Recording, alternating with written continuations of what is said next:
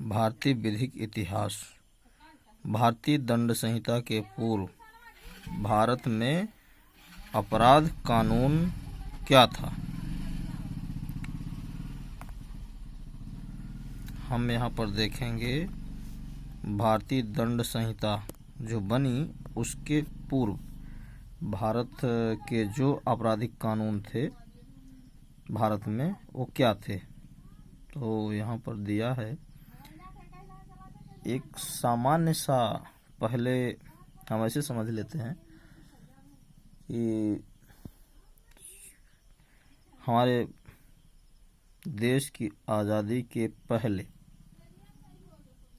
हमारे देश में राजतंत्र था, लोकतंत्र नहीं था, जनतंत्र नहीं था, राजतंत्र था।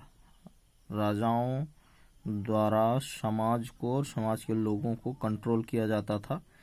राजा महाराजा हुआ करते थे, उनका शासन चलता था। वो अपने हिसाब से आपराधिक कानून, दंड व्यवस्था ये सब लागू करते थे। तो इसमें दंड भी कई तरह के थे। वाक दंड हो गया, प्रायश्चित हो गया, कोई अपराध कुछ किया है, जो जैसा अपराध यदि छोटा अपराध किया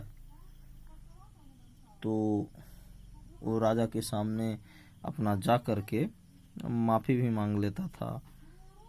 और एक बार, दो बार, एक बार मौका मांगता था कि एक मौका दे दीजिए हमें, हम अपने अपराध का, अपनी गलती का हमें एहसास हो गया, हम प्रायश्चित करना चाहते हैं। और ये हो गया। अर्थदंड भरा लेते थे जुर्माने के रूप में, फाइन के रूप में।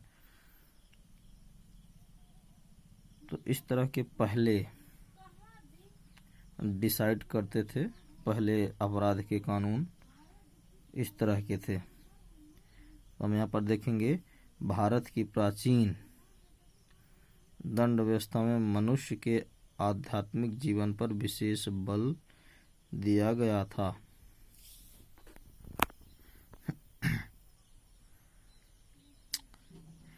उस समय अपराध को पाप माना जाता था तथा शासन का यह कर्तव्य होता था कि वह समाज से अपराधों का निवारण करने के लिए दंड का प्रयोग करे। उस समय दंड का उद्देश्य अपराधी को अपराध से अलग रखना था। कौटिल्य ने अपने अर्थशास्त्र में दंड नीति को उपयोगितावाद से के सिद्धांतों पर आधारित करते हुए उसे तत्कालीन सामाजिक आवश्यकताओं तथा प्रचलित प्रथाओं के अनुकूल बनाने का प्रयास किया था। कौटिल्य का मत था कि यदि दंड आवश्यकता से अधिक कठोर होता है तो मनुष्य में भय उत्पन्न कर देता है, परंतु यदि वह